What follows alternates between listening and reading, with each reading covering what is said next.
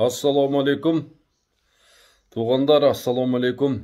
Жалпы қырғызстандық дыйқандар, бағбандар. Менде мындай сунуш болуп атат да туғандар. Мына айыл чарба министрлигине bir катуу талап коюш керек болуп калды. Булар bir жылда 2 миллиард сом айлык алат да. А бирок кылган ишинин bir дайыны жок. Бардыгы эле ушул эртең мына ана менен эле ушул күн өткөрүп атат да. Анан буларга мындай баягы дүйнөлүк уюмдар, баягы каржы булактары, баягындай Азия банк дейби, баягы USAID дагы эмне ушундай эмелер кайрылат экен да. Кыргыздар, мына Кыргызстан эли эмнеге муктаж десе, булар баягы оюна келгенде эле айтты эле ушундай бирдемелерди чыгарып эле алардан эми эбегейсиз акча келиптир да. Эми уксаң эми башым мына акыркыларын эле айтып кетейин. Мына акыркысы мына ушул Ысык-Көл областына bir 30 миллиондон ашык доллар бөлүнөптүр. Мына Ошко азыр 60 миллион доллар бөлгөн атат экен да. Анан Баткен областына 50 миллион доллар. Анан мына жайыттарды оңдоого дагы 55 миллион доллар. Ушундай акчалар келип атат. Ошол акчаларды булар айтса болбойбу? Бизге канал керек, канал казганы ушундай техника алып келип бергиле, ошону каржылагыла деп неге айтпайт? Бизге көчөт керек болуп атат, бизге сапаттуу мына ушул багбанчылык кылыш үчүн бизге сапаттуу көчөттөрдүн көчөттөр керек болуп атат. Ошол көчөттөрдү ар бир областка бирден жакшы питомник кылып бергиле деп эмнеге айтпайт булар? Эмне себептен булар мына биз балдарыбызды окута албай атабыз, агроинженерияга ошону окутуп бергиле. Ар бир ушул райондон жок эле дегенде bir 40 бала окутуп бергиле деп эмнеге айтпайт дейм да. Эмнеге булар мына азыр ушул дүйнө жүзү органика тамак ашка өтүп атат. Мына ошону бизде дагы жайылтууга көмөк бергиле. Мына айылдагы акчасы жок адамдарга мини баягындай гранттарды бергиле. 500 евродан, 1000 евродан бергиле. Ошолор мына органикалык мына тамак ашты өндүрө турган өздөрүнө жер семиткич жасап алсын деп. Ушундай сунуштарды эмнеге бербейт дейм да айыл өкмөтү. Мына айыл чарба министрлиги. Эми күлкүн келет да булардын кылган ишинечи. Жөн эле мына ошол жерде азыр ушул основной баягы ушул эмесинде баягы управлениясында министрликтин өзүндө азыр 900 адам иштейт экен. 900 адамдан bir мынандай жөөлүү bir мынандай адамдын көңүлүн жылыта турган bir сунуш жок да.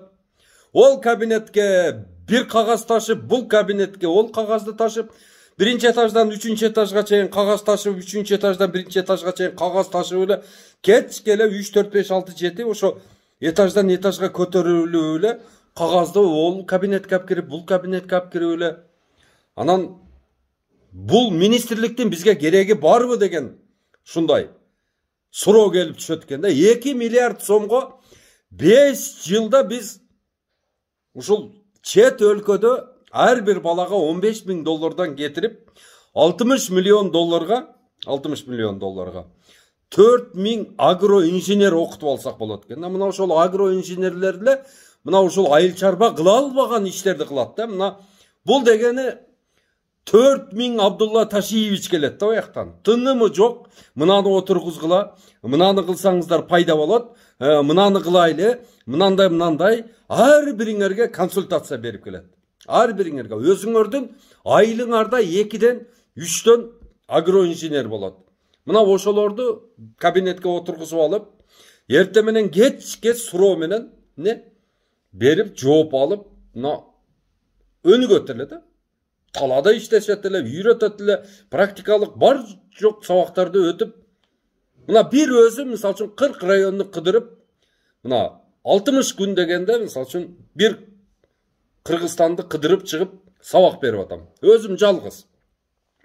Эгерде элестеткиле 4 4000 şu mendey bala bolup kalsa, mendey azamattар 4000 azamat gelse ne bolot ele? Turam?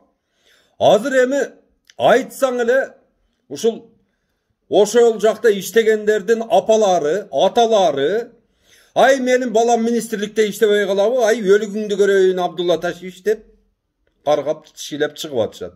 Айнанайын эжелер, абалар, акелер, ошол жердеги иштеген баягы шымын баягы аркасын сүрүп кечке столдо отурган балаңарга айткеле, онон көрөктө чыгып мага окшоп мынтип эл кыдырып, жер кыдырып бир билгенин айтсын ошолор.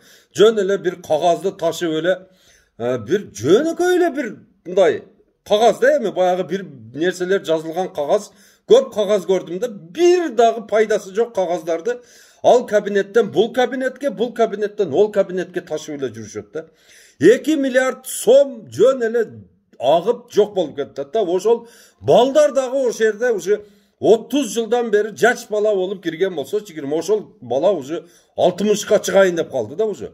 Карып кетти ошол кабинеттен кабинетке чуркап отуруп ошол балдар деле чал болуп калды да. Бошотойлу ошолорду. Ошол айыл чарба министрин калтырып коелу расмийлерге.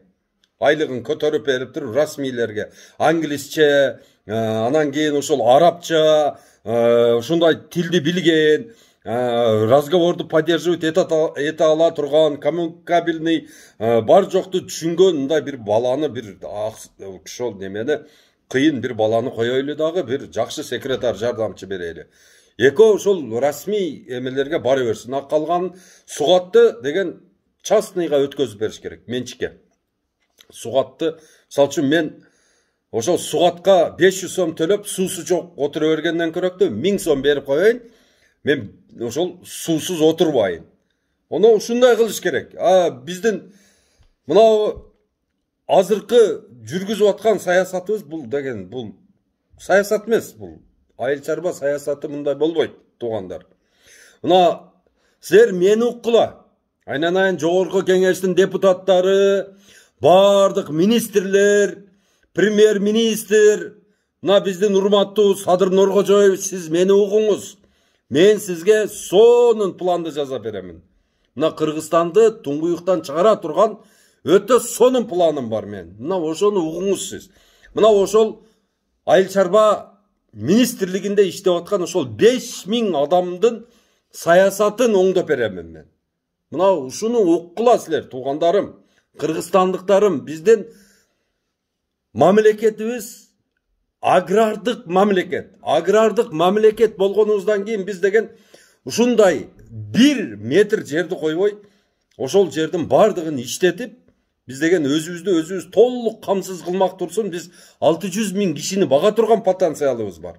Биз болсо башка бир мамлекеттерден тамак аш сурап, ошолорго жалдырап, ошолордун берген жардамын алып, карыз болуп, ушинтип жашап жүрөбүз.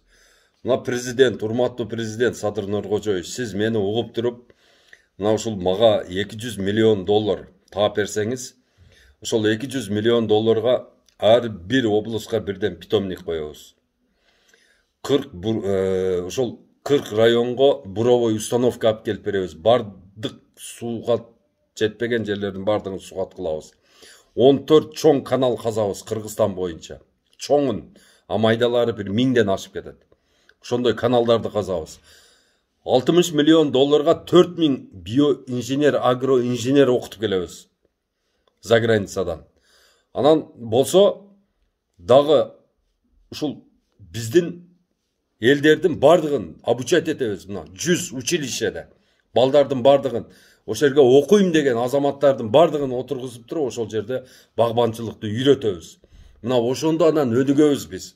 Азыркыдай агрардык саясат менен Садыр Нуркожоевич, эртеге биз мына азыр Европада мына 5% кымбатчылык болду. Значит 100 сомдук деген майың ошол 106 сом болду да.